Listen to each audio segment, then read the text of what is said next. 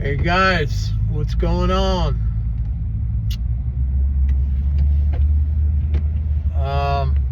I'm coming back. I worked out at the gym and then I was at my boxing gym after that, and I'm heading back home.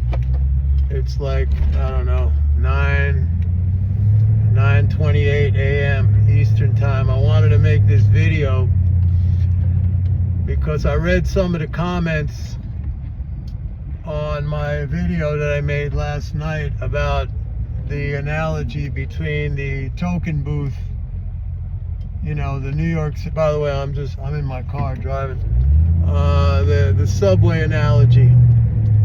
And you guys, I mean, you're still struggling with this.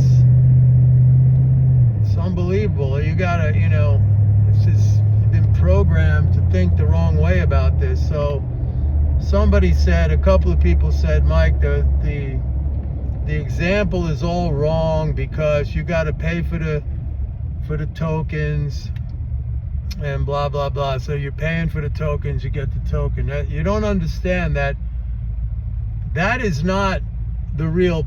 I mean, when you go to the token booth, you know, and there's an attendant in there, and you get, what's happening there is an asset swap. You're exchanging a quantity of money, let's say $2.75. I think that's what rides cost now. I don't know. You're exchanging a quantity of money for an item of the same value. So you're not being taxed, or you're not really, you know, you just have, that's an asset swap. Your financial position at that transaction, at that token booth, when you buy a token, hasn't changed, nor has the financial position of the MTA, the Metropolitan Transit Authority. You give a quantity of money, whatever, $2.75, for an item of the same value, a token worth $2.75 that allows you access to the system. The only thing that has changed in that transaction is the composition of your assets. Now you have less money and more tokens, and the MTA has more money and less tokens. When you put that token into the turnstile, that's the actual tax. That's when you are removed of that asset.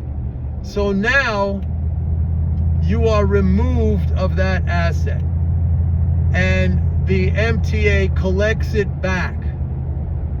So the only way that the MTA can collect back its tokens is to distribute them first. And if the non-MTA wants to net save in tokens, by sheer logic, the MTA has to issue more tokens than it collects. So do we run around? Here's the other thing. If the MTA, I mean, this, when you start to think about it, it's crazy. So the MTA is running a deficit in tokens, right? That's how we would describe it, based on the way we talk about this silly debt as a debt. How do we pay the debt in that example? It doesn't even make sense. It doesn't even make sense. Like, people have X amount of tokens, and we're saying that's a debt. How do we pay that debt? It doesn't make any sense. But for some reason, government finance is looked at that way. And the problem is, like, a lot of you guys, you got in your head this concept, I don't know, this concept of like hard money, like you got to dig your money up out of the ground, like it's something finite. Somebody said something here, left a comment, which I thought was very good. He said, if you're a carpenter and you work in, you know, inches or feet or yards, You can't run out of inches or feet or yards. It's just a measurement. It's an accounting system. That's what money is. I don't know. You got this. It's not that hard. It's a matter of unraveling what you've been programmed into thinking. Maybe it's a religious thing. I don't know. This concept of lack.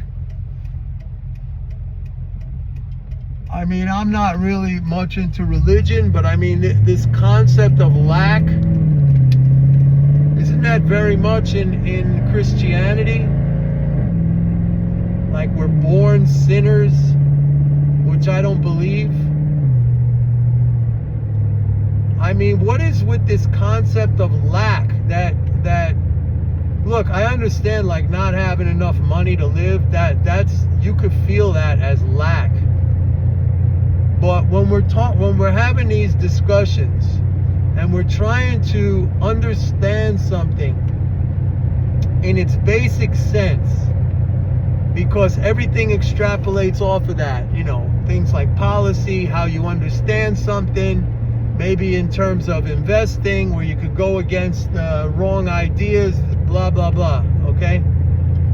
What is it with you guys with this? It seems like no matter what I do to try to explain it, you're gonna dig up a reason to justify your belief system that it's all about lack.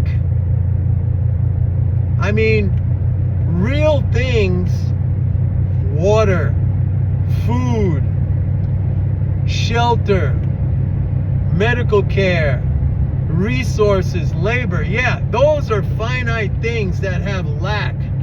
You could have lack, like a not enough, an insufficient supply, an insufficient quantity, and there's nothing you could do about it.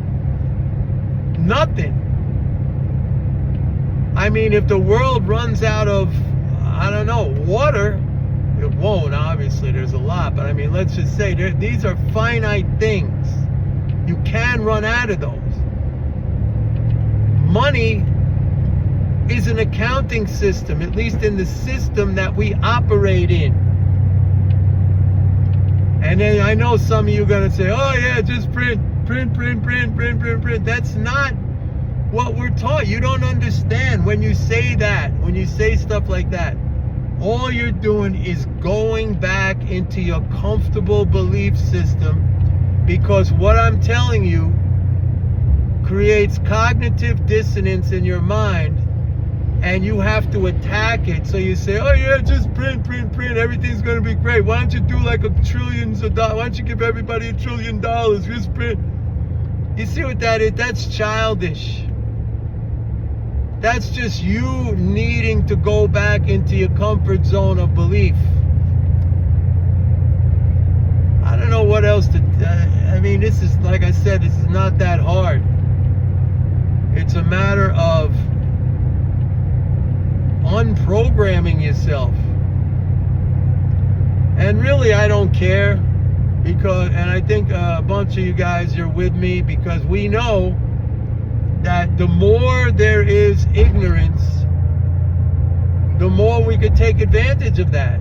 Actually, if you really want to know, I mean, there was a time when I was sincere in wanting to change things, and I was sincere in wanting to help people and you know, make them understand, and maybe even hopefully having that percolate into the system, you know, our political system, our decision makers. I don't even want that anymore. Like, why would I want that? To give away an advantage? Look, I'm not like one of these hedge fund guys who have their servers set up, you know, what's his name? I always forget his name. The guy who runs Citadel, who's basically running an order front running operation, and he's worth like, you know, I don't know, 40 billion or something. I mean, I don't have that set up. So I need an edge somehow.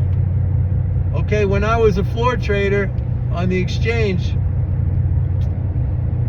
the way I got an edge was to get friendly with some of the big order fillers you know, when I was an independent trader and not filling orders myself, the way I got an edge was to get friendly with some of these big brokers in the pit, and you know, they would hit my bid or take my offer, so I would get the edge on the price, and I'd be able to make money every single day just as a scalper, you know.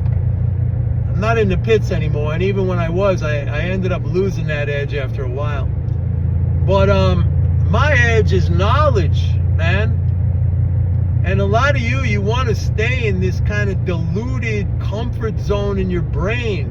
And if something goes against what you believe, it's like, why don't you print money? Why don't you print $1 trillion for everybody? And nobody's talking about that.